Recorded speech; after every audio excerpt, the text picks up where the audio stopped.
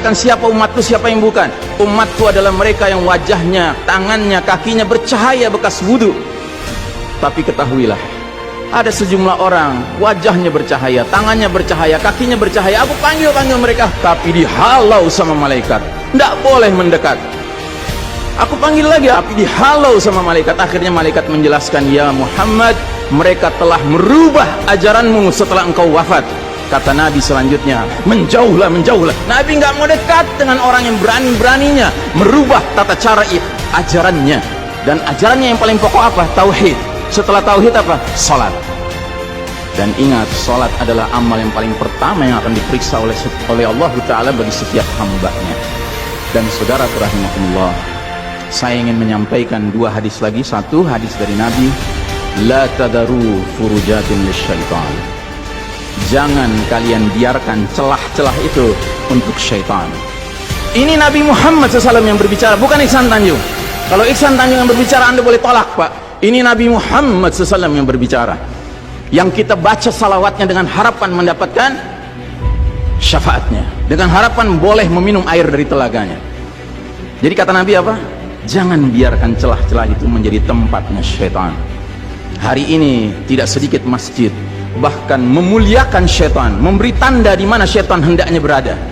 Na'udzubillahi min dzalik. Mau jadi apa kita, Pak? Mau jadi umat seperti apa kita? Ini adalah simpul terakhir, saudaraku. Kalau sampai simpul terakhir ini kita relakan lepas, sudah tidak ada sisanya ajaran ini di muka bumi. Karenanya saudaraku rahimakumullah, bagi saya urusan sholat berjamaah dan tata caranya ini bukan urusan pilihan fikih, Pak. Ini urusannya adalah urusan dengan musuh Allah Ta'ala. Hadis yang terakhir, kata Nabi SAW, innal yahuda qad sami'u dinahum. Sesungguhnya Yahudi sudah bosan dengan agama mereka. Wa innahum qaumun hasadun. Dan mereka adalah kaum yang sangat hasad kepada kita umat Islam, terutama dalam 3 perkara. Satu, raddis salam. Kebiasaan kita umat Islam kalau ketemu saling ngucapin assalamualaikum, dibalas waalaikumsalam. Itu Yahudi nggak senang, Pak. Yahudi tidak senang melihat umat Islam berukhuwah Islamnya. Yahudi nggak senang umat Islam kalau ketemu saling bersedekah dengan senyum. Makanya dibikin aturan begini, nggak kelihatan senyum kita. Yahudi nggak senang kita ketemu jabat tangan, rontok dosa-dosa. Maunya mereka begini saja jabatan tangannya. Dari mana ini semua? Yang kedua, mereka hasad sama kita dalam urusan apa? Iqamatis sufuf. Dalam tata cara kita menegakkan shaf kita. Ingat, Pak, shaf dikatakan tegak syaratnya 2. 1 lurus, 2 rapat. Bukan hanya lurus tapi renggang-renggang, atau rapat tapi meliuk-liuk. Tidak, harus dua-duanya lengkap. Sehingga Nabi sampai bertanya, kenapa kalian gak bersaf seperti malaikat di hadapan Allah? Para sahabat bingung, bertanya, bagaimana malaikat? Kata Nabi, mereka mendahulukan saf awal dan mereka saling rapat satu sama lainnya. Jadi Nabi itu bangga kalau umat Islam sholatnya seperti para malaikat di hadapan Allah Ta'ala. Harusnya itu menjadi kebanggaan kita juga. Dan harusnya kita tersinggung kalau ada pihak yang berusaha untuk mengacak-acaknya. Dan yang terakhir, yang ketiga, Yahudi itu hasad sama kita dalam urusan apa?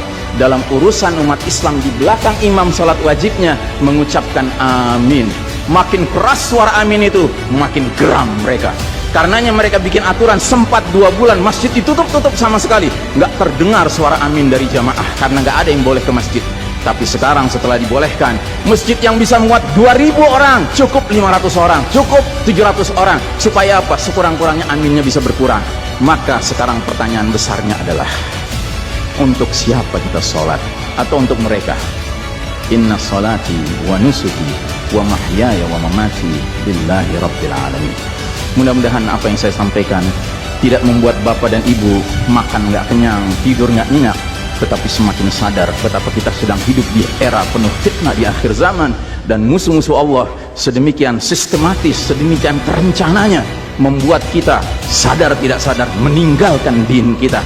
Yang paling mengerikan kalau sampai sudah nggak ada perasaan lagi risau dengan ini semua. Karena apa?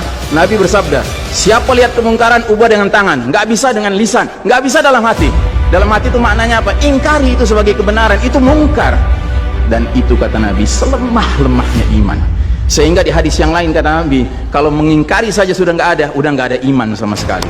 Nah, yang kita khawatir kalau kita ternyata ridho saja dengan aturan sholat WHO ini, Pak. Padahal harusnya kita sholat dengan cara Nabi Muhammad SAW, bukan caranya Tedros atau Bill Gates. Kepada jamaah, inilah nasihat dari hati yang paling dalam kepada saudara-saudara yang saya cintai karena Allah, yang kita sama-sama bersalawat, kita sama-sama mengharapkan air dari telaga Nabi. Tapi boleh jadi nggak semua kita ngerti apa yang harus kita lakukan agar air telaga itu dapat jaminan kita boleh meminumnya.